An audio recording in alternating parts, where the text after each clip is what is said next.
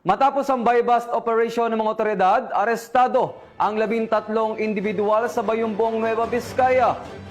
Ang buong detalye ng report ay mula kay Patroluman Micheline Balyada.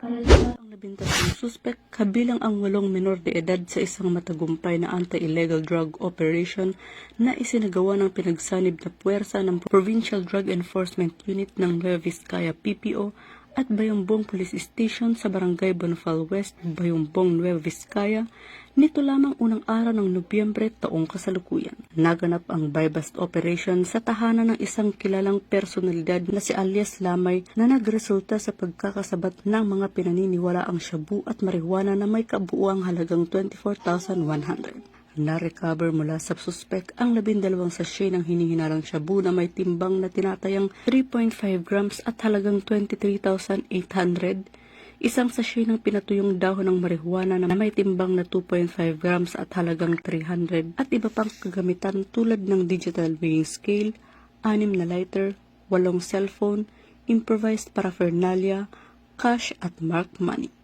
Dinala ang mga suspek at nakumpiskang ebidensya sa Bayumbong Police Station para sa wastong dokumentasyon at disposition. Ang mga menor de edad naman ay nilip sa kustodiya ng Women and Children Protection Desk para sa referrals sa Municipal Social Welfare and Development Office. Ihahain laban sa mga naarestong nasa hustong gulang ang mga kasong paglabag sa Section 5, 6, 7, 11 at Section 12 ng Republic Act 9165 o Comprehensive Dangerous Drugs Act of 2002. Ang mga kaso ng mga menor de edad ay isa sa ilalim naman sa Republic Act 9344 o Juvenile Justice and Welfare Act of 2006. Ayon kay Police Colonel Paul T. Bomitivo, Acting Provincial Director ng Nueva Vizcaya PPO, patunay ang operasyon sa patuloy na kampanya ng pulisya laban sa illegal na droga sa lalawigan.